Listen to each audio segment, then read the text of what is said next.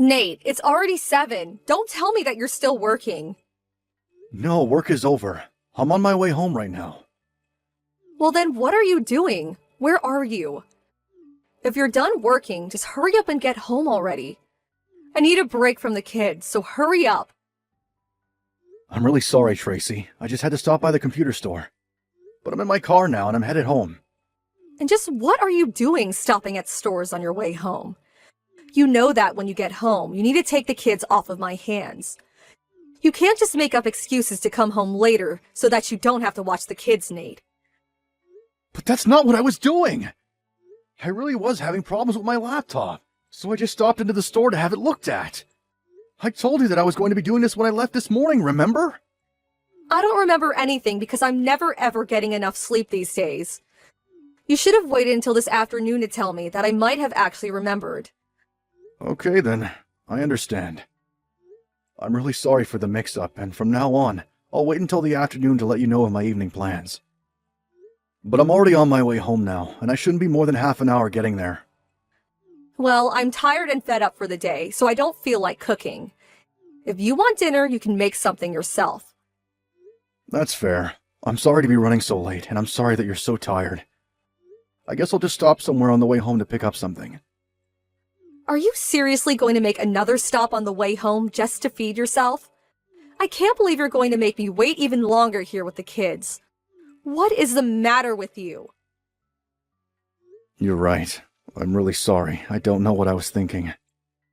I'll just hurry home and make something for myself once I'm there. I can't believe you need me to point out something like that in the first place. I know. I really am sorry. I just sent that message without really thinking. That much is obvious. I just told you that I need you home now, and you start talking about making even more stops before you get here. Do you even care about how stressed I am? Do you even realize how hard I work every day raising the kids? Tracy, I love and appreciate all that you do for all of us so much. I promise that once I get home, I'll take the kids off your hands, and if you want to go rest, I'll have no problem with that. And since I have the next couple days off, maybe you could take that time to plan a little vacation for yourself. I don't need you to try and kiss up to me with petty little offers like that. I know that you think you're being sweet, but all of it really does is tick me off. Okay, Tracy. I'm really sorry about that. And you need to stop thinking that you can just solve all of our problems by saying that you're sorry. Do you think that's all I want to hear from you? You sound like a broken record. I understand. I'll be more careful in the future. I mean, do you think that I want to be telling you all of this stuff? Do you think I want to be mad at you? The fact is that I'm holed up in the house all day, basically working around the clock. At least you can get out of the house and refresh yourself with your work before coming home. Well, I wouldn't say I'm exactly feeling refreshed after a long day at the office. So what? You're saying that you think I have it so much easier just because I'm a stay-at-home mom? That isn't what I'm saying at all. I'm sorry. I don't want you to be upset anymore. And I'm really sorry that I'm going home late tonight. I won't let it happen again. Whatever. Just hurry up and get home already. Talking to you is just making me more upset. In fact, nobody gets me mad like you do. Hey, Nate, I just wanted to apologize for the way that I was acting yesterday. What do you mean, Tracy? I just mean that I shouldn't have said all that I did last night. I mean, I know that you're not trying to do anything wrong, but I took out my frustration on you anyways. No, you were right to be upset, and I was coming home later than I promised you. But I said so much horrible things to you, even though I know that you do care about this family and that you do put in work. Not as much as I do, of course, but still. I know. I'm really sorry the only times it feels like I get to spend with the kids are after work and on the weekends. You put up with a lot, and I know that you look forward to getting to take a break when I get home. I know, but I didn't need to get so upset with you just for making a stop on the way home. I guess I just been feeling so angry and stressed lately. I just want you to know that I didn't mean to act the way I was acting yesterday. Okay then, if that's how you feel. Thank you for your apology. It means a lot. You really are a good husband, and I love you so much, Nate. I love you too, Tracy.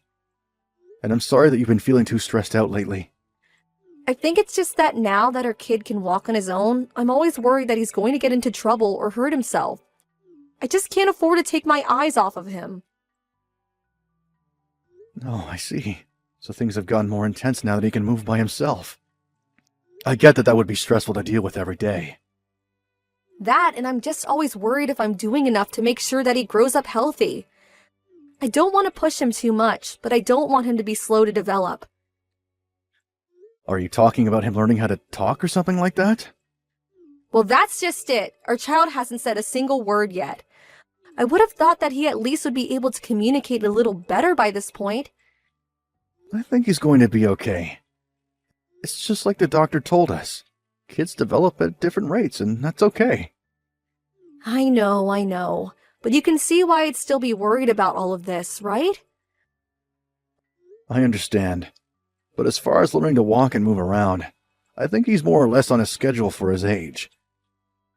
But even if he wasn't, I don't think anyone would be to blame for it. I just think that he's doing things in his own time.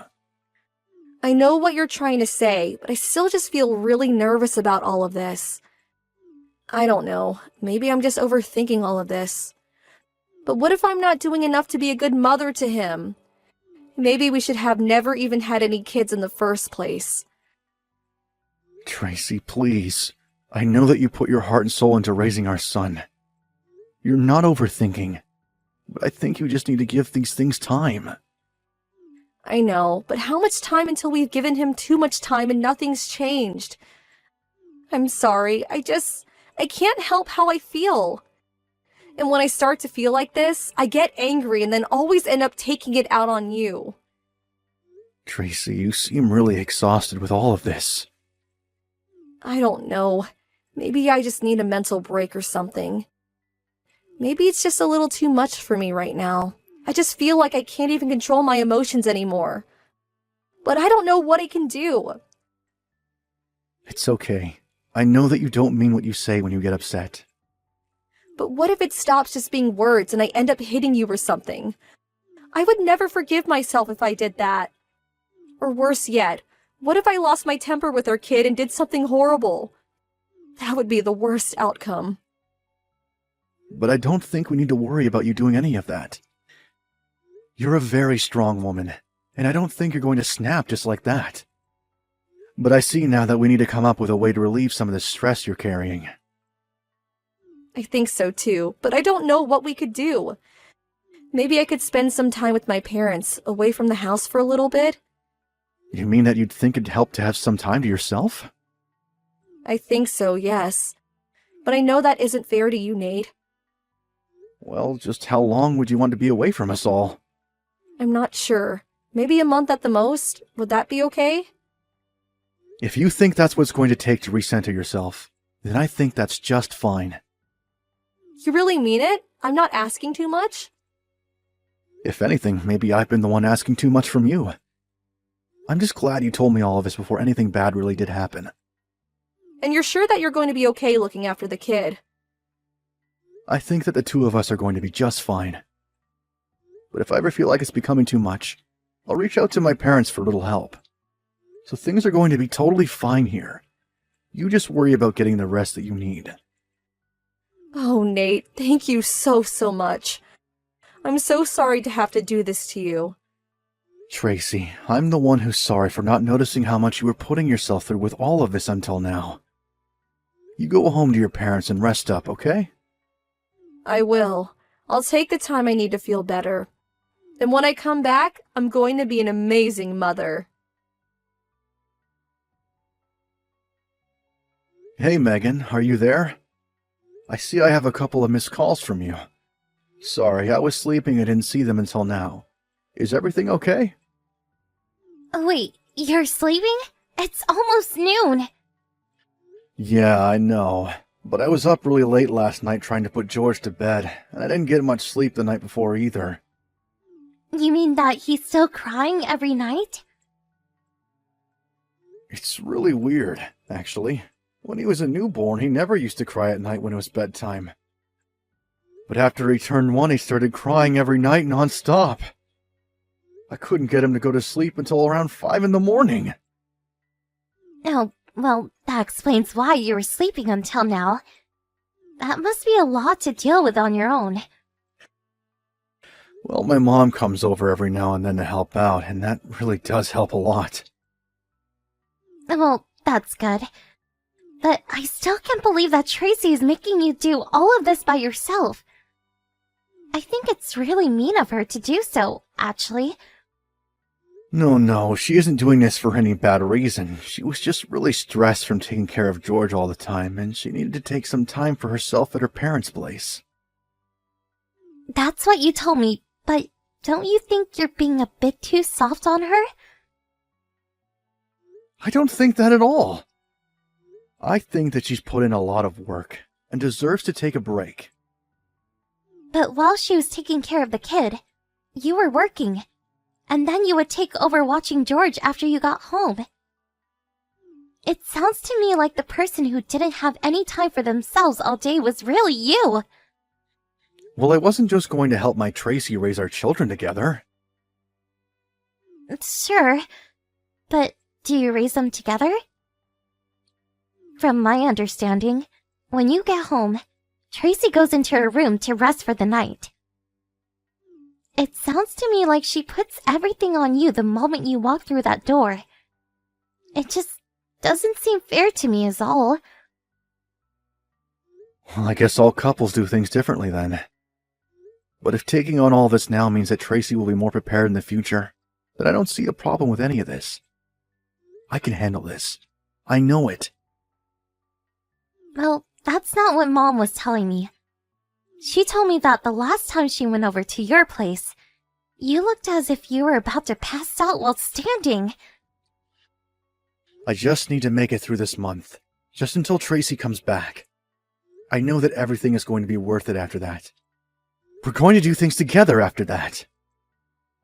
Nate, you really need to open your eyes to what's happening. You're working hard for nothing. You have to leave your wife. Wait, what?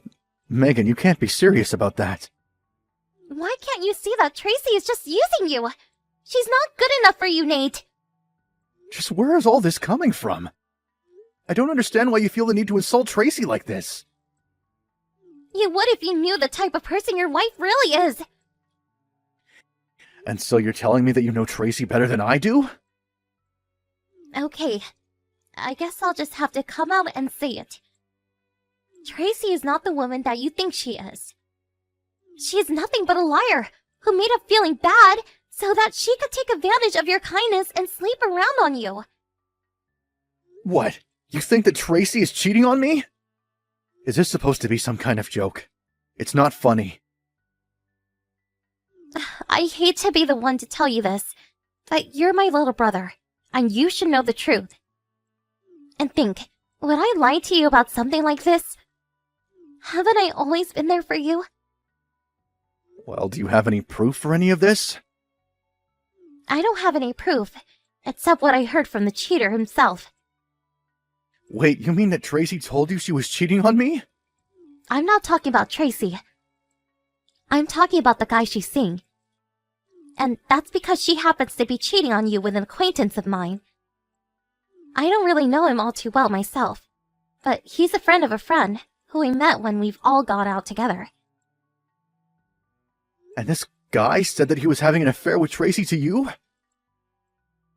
Well, he didn't say that he was having an affair, but one night, he was telling everyone at the table about this girl he was seeing.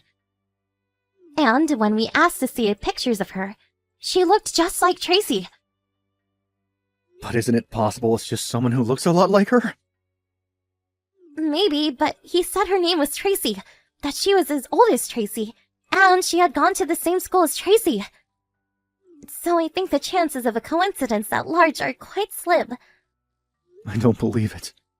There's no way that she would cheat on me. It doesn't make any sense. Well, why don't you go and ask her yourself if you think I'm not telling the truth?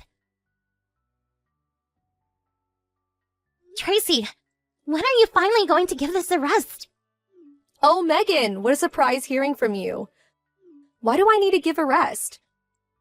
I meant that you need to stop letting my brother raise your child while you run around cheating on him.